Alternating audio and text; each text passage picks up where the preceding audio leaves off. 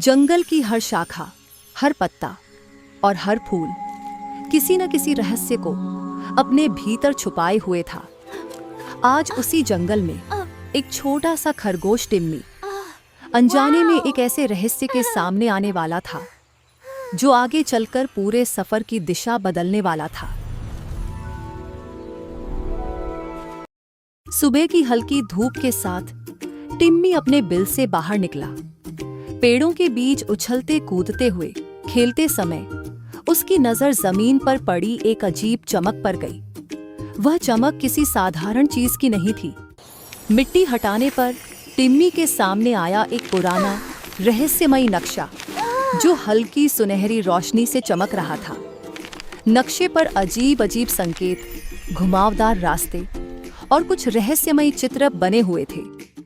टिम्मी ने पहले कभी ऐसा नक्शा नहीं देखा था। नक्शा इशारा कर रहा था जंगल के सबसे पुराने पेड़ की ओर, उस जगह की ओर जहां चांद की रोशनी सबसे पहले पहुंचती थी। यहीं से टिम्मी ने पहला कदम बढ़ाया। रास्ता आसान नहीं था। ऊंची घास, गिरते फल और छोटी छोटी खाइयां बार बार उसकी परीक्षा ले रही थीं। एक गहरी खाई के सामने टिम्मी कुछ पल के लिए रुका, लेकिन डर को पीछे छोड़ते हुए उसने छलांग लगाई और आगे बढ़ गया। आखिरकार वह जंगल के सबसे पुराने पेड़ तक पहुंचा। पेड़ की छाया में एक अजीब सी चमक दिखाई दे रही थी। वहां एक छोटा सा संदूक रखा था। संदूक पर लिखा था, सही साथी के बिना आगे बढ़ना मुश्किल है। अगले कदम में तुम्हें मदद की जरूरत होगी। टिम्मी समझ गया कि यह सफर अकेले पूरा नहीं किया जा सकता। अगली सुबह टिम्मी नक्शे के इशारे पर आगे बढ़ा। जंगल अब और घना हो चुका था। रास्तों में अनिश्चितता थी और हर मोड़ पर नया डर। तभी ऊपर पेड़ों की शाखाओं से एक चप्पल परछाई हिली। वह था मोकी, जंगल का सबसे फुर्तीला और चतुर बंदर।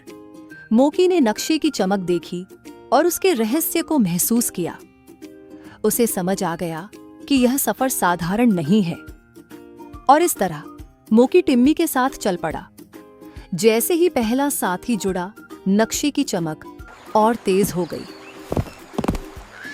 नक्शा अब जंगल के सबसे ऊंचे पेड़ की ओर इशारा कर रहा था। चट्टानों और झाड़ियों से भरे रास्ते ने दोनों को थका दिया। उसी समय पेड़ों की ऊंची शाखाओं से एक तेज और चमकदार आकृति नीचे आई। वह थी गिलहरी सिल्की। सिल्की की फुर्ती और ऊंचाई से देखने की क्षमता ने उन्हें रास्ता दिखाया। तीनों मिलकर जंगल के सबसे ऊंचे पेड़ तक पहुंचे। ऊंचाई पर एक और चमकता संदूक मिला। उस पर लिखा था, अगला रास्ता धैर्य मांगता है। अब टीम में 3 साथी थे और सफर और भी गंभीर हो चुका था। जंगल की सीमा समाप्त हो गई।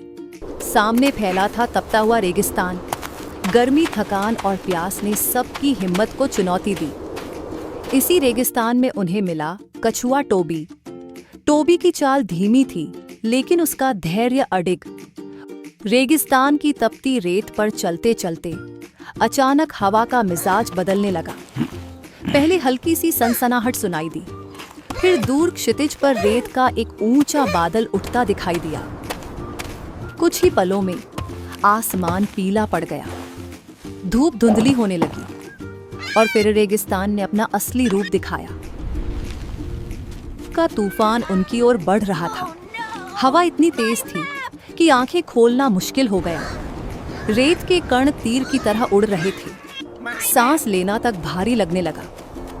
सब जानवर घबरा गए। कदम डगमगाने लगे। दिशा समझ में आना बंद हो गई। रेत ने रास्ते को पूरी तरह निगल लिया था। पर टोबी ने अपनी मजबूत पीठ को ढाल बना लिया। सब एक दूसरे के पास सिमट गए।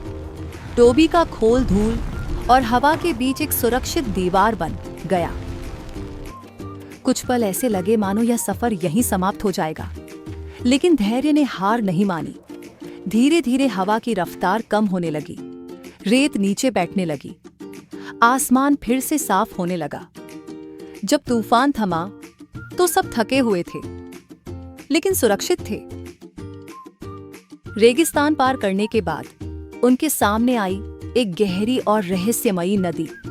नक्शा साफ बता रहा था कि अंतिम उत्तर इसी के पार है।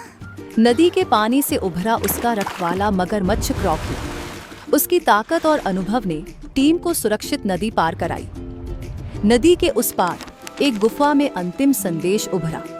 खजाना जमीन में नहीं, साथ चलने वालों में है। उसी पल नक्शे की चमक धीरे धीरे समाप्त हो गई।